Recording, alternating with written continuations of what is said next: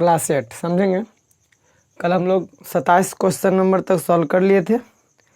अब 28वां number question में क्या कहता है, एक दुकानदार के पास 45 घड़ी खरीदने के लिए पूरी रकम है। यानी एक दुकानदार है जो घड़ी खरीदने के लिए गया है, उसके पास कितना पैसा है, 45 गो घड़ी खरीदने का पैसा है, जबकि एक घड़ी का मूल्य 427 रुपया है। यानी जब एक घड़ी 427 रुपया में देगा, मान लिया जाए एक घड़ी 427 रुपया में देगा, एक घड़ी कितना रुपया में देगा, 427 रुपया में देगा, तब कह दिया दुकानदार इतना पैसा ले गया है कि ऐसा ऐसा 45 घड़ी खरीद सकता है।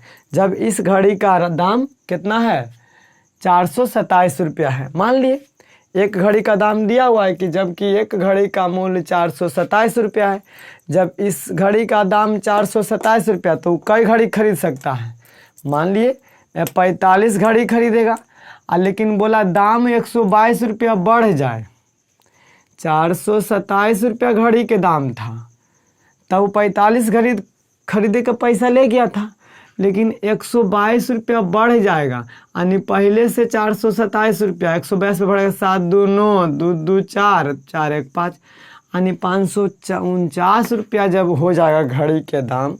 उसको पसंद पड़ गया ई वाला घड़ी, ना ई वाला घड़ी है, देखिए ई वाला घड़ी, एक दाम 549 रुपया, एक दाम 427 रुपया। आइल बात समझ में। तो जब दुकानदार जो है ई घड़ी खरीदेगा 427 पे वाला, तब 45 घड़ी खरीद लेगा। लेकिन यदि ई घड़ी खरीदना चाहेगा 549 वाला, तो उतना ही पैसा जितना ले गया उतना में कई घड़ी खरीदेगा। यही क्वेश्चन बोला है। चलिए हम लोग सॉल्व कर लेंगे तो बहुत ईजी से। देखिए कैसे सॉल्व करेंगे। पहले हम देख लेते हैं कि अनुक्रम विचरण में है या नहीं। कौन विचरण में है, जो बताइए। वो 45 गो घड़ी खरीदता, घड़ी कै गो खरीदता बुआ, 45 गो। तो उसको मूल्य, एक घड़ी का मूल्य कितना लग रहा था, 427 रुपया। 45 गो घड़ी खरीदता था, 427 रुपया एक घड़ी। अब बोला है कि मूल्य बढ़ा देगा, यानी मूल्य बढ़ा देगा तब 549 रुपया हो जाएगा। अब कई घड़ी खरीदेगा, 549 रुपया वाला घड़ी। तब बताइए रेट बढ़ गया तो घड़ी कम खरीदेगा, यानी व्युत्क्रम विचरण में है। रेटवा बढ़ गया, पहले 427 था, अब बढ़ के 549 हो गया है। तब वह घड़िया पहले 45 को खरीद ले, रेटवा कम लेता, रेट बढ़ गया तो कम घड़ी खरीदेगा, रेट बढ़ा घड़ी कम गया, यानी समझ गए व्युत्क्रम विचरण में है। कैसा है बुआ, व्युत्क्रम विचरण। सबसे पहले लिख देंगे तो एक घड़ी का नया कीमत ई वाला हो जाएगा ना, कि 122 रुपया रहेगा, ई वाला हो जाएगा क्योंकि बढ़ गया है। तो हम लोग लिख देंगे पहले कि एक घड़ी का नया कीमत बराबर 549 रुपया, यानी 427 जोड़े 122, 427 पहले से 122 रुपया बढ़ गया तब 549 रुपया हो गया घड़ी के दाम, नई का घड़ी जो तू पसंद किया। तब बताइए x1 क्या हो जाएगा, 45 रुपया। x1 45 घड़ी, सॉरी, माना कि x1 बराबर 45 घड़ी, तो y1 बराबर एक घड़ी का दाम 427 रुपया था, तब ना 45 घड़ी खरीदता। अब बताइए x2 बराबर कई घड़ी खरीदेगा, नहीं पता, लेकिन पता है कि जब एक घड़ी का दाम y2 बराबर 549 रुपया हो जाएगा। ये तो पता हो गया हम लोगों को। अब हम क्या लिख देंगे यहाँ पे, चूँकि घड़ी और घड़ी का दाम, चूँकि घड़ी तथा उसका मूल्य व्युत्क्रम विचरण में है, व्युत्क्रम विचरण में है, व्युत्क्रम विचरण में है। अब व्युत्क्रम विचरण में हम लोग जानते हैं x1 गुना y1 बराबर x2 गुना y2। x1 का मान बोलिए 45, y1 का मान बोलिए 427 बराबर, x2 नहीं पता, x2 रहने देते हैं, y2 549 49। अब इधर 549 गुना में इधर आ जाएगा, भागा में इधर ला दीजिए, यानी 45 गुना 427 बटा में 549 बराबर x2। अभी कटेगा, जरूर कटेगा, 5 4 9 9 9 18, 4 2 6 7 6 13, 3 से कटेगा जरूर। 3 से 15 तिया 45, 3 का 15 बार पढ़े हैं। अब 3 3 1 कम 3, 2 बच गया, 3 या 8 24, 3 तिया 9। अब देखिए तो ये कटता है, 9 बार में शायद कटता होगा। 15 9 35 से, 15 9 35 से, नहीं 9 बार में नहीं कटेगा जी, 9 बार में ज़्यादा हो जाएगा ना।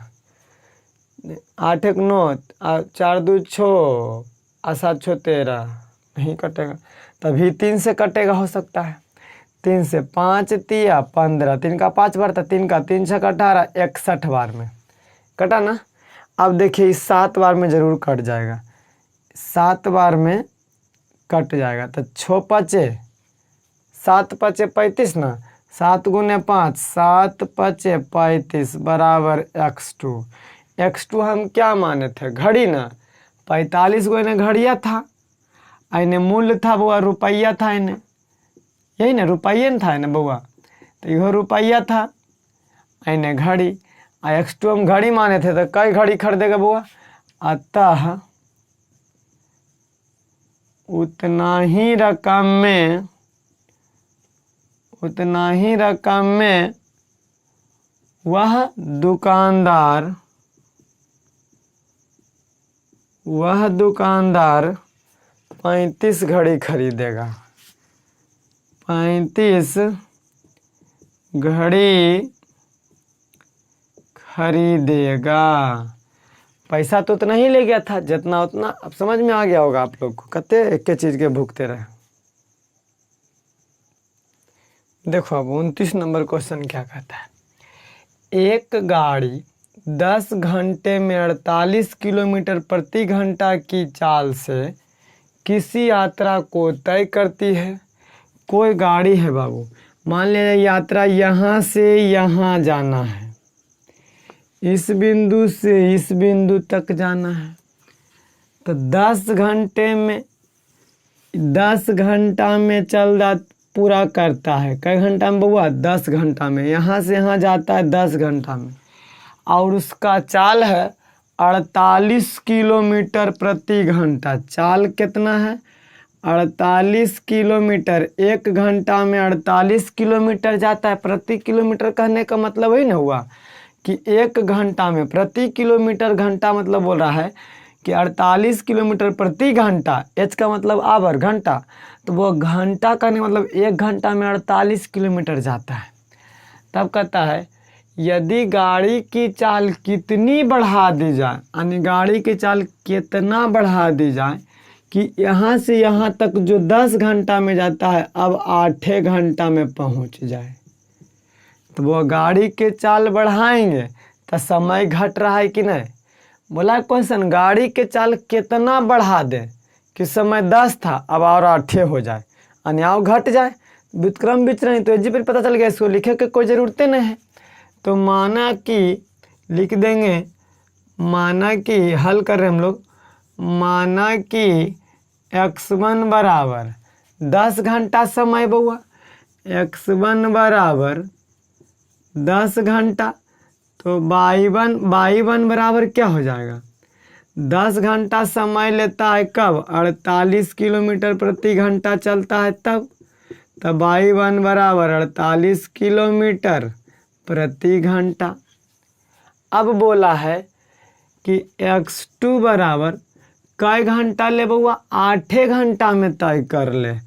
8 घंटा, घंटा किस तरफ रहता है, तब y2 चाल कितना बढ़ा दिया जाए, नहीं पता। चाल कितना के चाल से चलेगा नहीं पता, कितना फास्ट भागेगा जेकर नहीं ना पता है, हमको ज्ञात करना है वो। हम लोग जान चुके हैं कि व्युत्क्रम में है, क्योंकि चाल बढ़ा रहे हैं तब समय घट रहा है। तो हम लोग लिखेंगे चूँकि गाड़ी की समय तथा चाल, चाहे चाल तथा समय व्युत्क्रम विचरण में है, व्युत्क्रम विचरण में है। और व्युत्क्रम विचरण में जब होता है तो x1 गुना y1 बराबर x2 गुना y2, ये तो हम लोग रट लिए हैं। अब x1 का मान 10 घंटा, y1 का मान 48 किलोमीटर, x2 का मान 8 घंटा, y2 नहीं पता, y2 रहने दिए। इन्ने गुना में इधर आएगा भागा में 10 गुना 48 बटा में 8 बराबर y2, 8 छक्का 48, 10 छक्का 60 बराबर y2। y2 क्या माने हैं? किलोमीटर प्रति घंटा। तो बताओ y2 बराबर क्या आ गया? 60 किलोमीटर प्रति घंटा के रफ्तार से चलेगा। कहते हैं अतः उस गाड़ी की चाल 60 किलोमीटर प्रति घंटा कर दी जाए, है ना बउआ? अतः उस गाड़ी की चाल 60 किलोमीटर प्रति घंटा कर दी जाए, 60 किलोमीटर प्रति घंटा कर दी जाए, तब वह गाड़ी जो है 8 घंटा में उतना दूरी तय कर लेगा। चलिए देखेंगे क्वेश्चन को। 30 नंबर क्वेश्चन में क्या कहता है? क्वेश्चन गड़बड़ नहीं लिखे हैं, क्वेश्चन तो गड़बड़ नहीं लिखना चाहिए।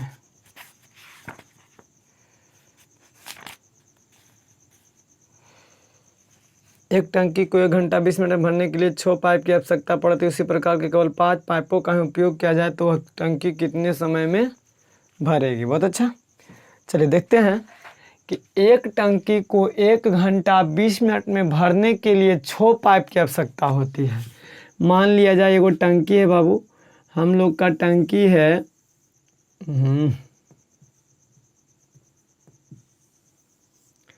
ये टंकी है, मान लेते हैं टंकी। इसको भरने के लिए कई पाइप बाबा? 1 2 3 4 5 6 पाइप।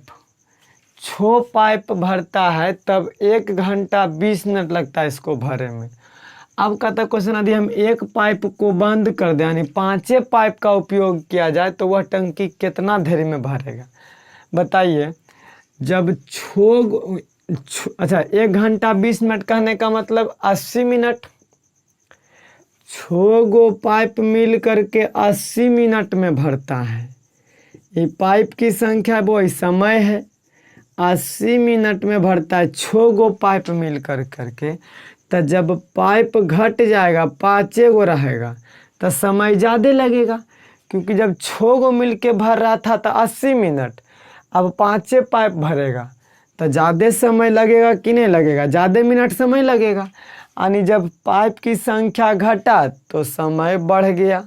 व्युत्क्रम विचरण एकदम सिंपल है, व्युत्क्रम विचरण। तो हम लोग लिख देंगे माना x1 बराबर, माना कि x1 बराबर 1 घंटा का मतलब 60 मिनट और 20 मिनट आओ। अच्छा 1 घंटा 20 मिनट, इसको डायरेक्ट 1 घंटा बराबर 60 मिनट होता है, आई वाला 20 मिनट यानी 60 और 20 हम डायरेक्ट 80 मिनट लिख देते हैं। 1 घंटा 20 मिनट के 80 मिनट भी बोल सकते हैं। x1 बराबर 80 मिनट, तब y1 बराबर कई पाइप था बउआ? 6 गो पाइप था, 6 गो पाइप था, 80 मिनट तक 6 गो पाइप। तो बताओ x2 बराबर कितना समय लगेगा? नहीं पता, लेकिन y2 पता है 5 गो पाइप रहेगा। अब की बार कै गो पाइप रहेगा? 5 गो पाइप। तो हम लिख सकते हैं तो चूंकि पाइप की संख्या तथा समय व्युत्क्रम विचरण में है, चूंकि पाइप की संख्या तथा समय व्युत्क्रम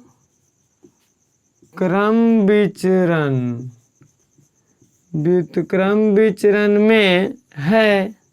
आप व्युत्क्रम विचरण में जैसे ही आ गया समझ गए x1 गुना y1 बराबर x2 गुना y2। x1 का मान 80 मिनट तो y1 का मान 6 पाइप। x2 का मान नहीं पता, x2 रहने दिए। y2 का मान पता है 5, इधर 5 गुना में इधर आ जाएगा भागा में, यानी 80 गुना 6 बटा में 5 बराबर x2। इधर गुना में इस तरफ आ गया, भागा में तो हम लोग पढ़ चुके हैं। तो 16 पच्चे 80 यानी 16 छक 96, x2 बराबर आ गया, x2 बराबर 96 मिनट, यानी x2 इक्वल टू 96 मिनट। अब इसको घंटा में बदलेंगे तो 60 मिनट के 1 घंटा होता है, यानी हम कह सकते हैं x2 बराबर 60 मिनट के 1 घंटा, यानी 1 घंटा। तो बताइए 96 में 60 मिनट घटा देंगे तो 6 यानी बच जाएगा 6 3 36 मिनट बचेगा, यानी 1 घंटा 36 मिनट लग जाएगा। 1 घंटा 36 मिनट लग जाएगा। पहले 1 घंटा 20 मिनट लगता था। एक पाइप को बंद कर देंगे तो 1 घंटा 36 मिनट लगेगा। अतः 5 पाइप का उपयोग करने पर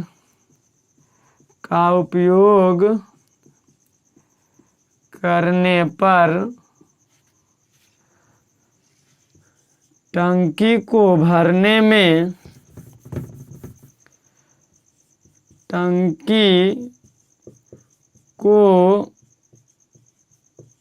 भरने में 1 घंटा 36 मिनट का समय लगेगा। 1 घंटा 36 मिनट का समय लग जाएगा।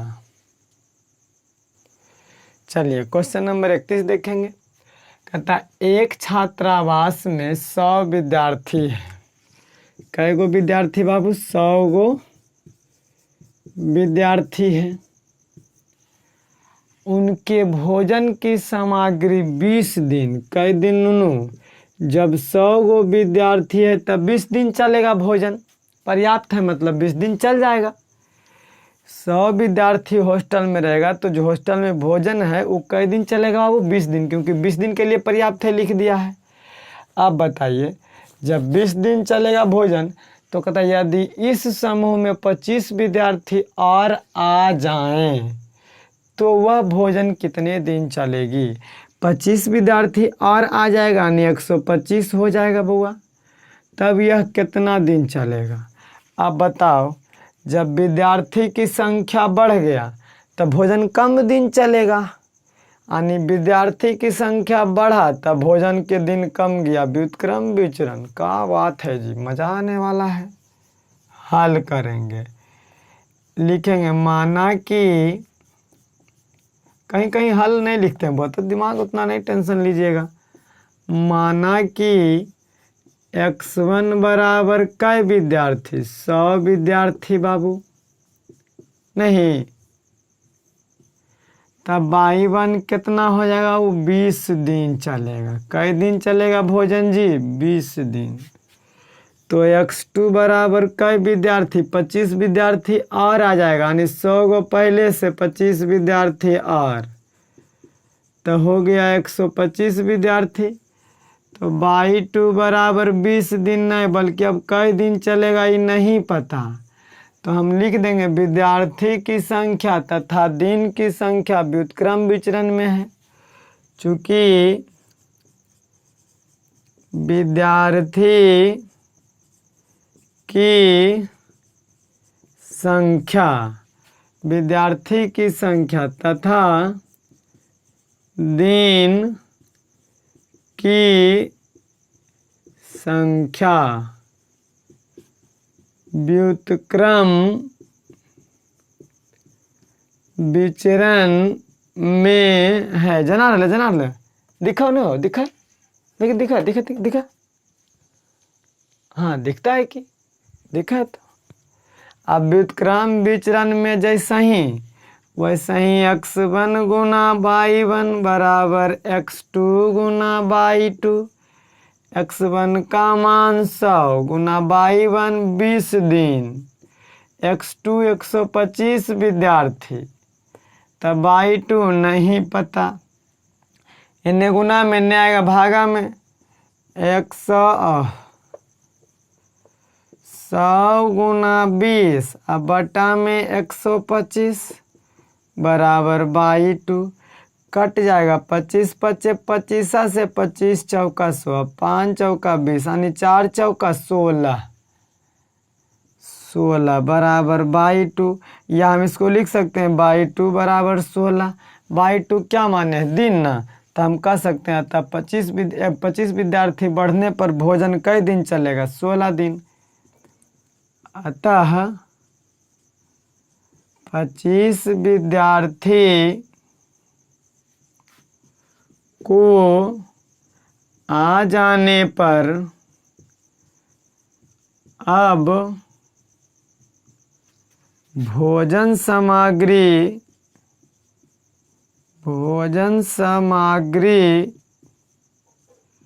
16 दिन ही चलेगी, 16 दिन ही चलेगी। आंसर मैच करवा लो तो बहुत, चलो मैच हो ही तो आंसर समझ में आ गया होगा, हम आशा करते हैं। और हाँ आप ये बताइए, ये सब दिखता है, थोड़ा छोटा लिखने की कोशिश करते तो दिखता है, बताइए तो दिख जाता होगा ऐसा। और जब यदि नहीं दिखता है ना आप लोग को तो क्वालिटी बढ़ाइए, ऑटोमेटिक दिखने लगेगा, ठीक है। तो हम आशा करते हैं यहाँ तक 4 क्वेश्चन आपको आज भी समझ में आ गया होगा, और नहीं समझ में आया तो कमेंट कीजिएगा, मैं फिर से इसको कोशिश करूँगा कोचिंग में बताने के लिए। तब तक के लिए धन्यवाद।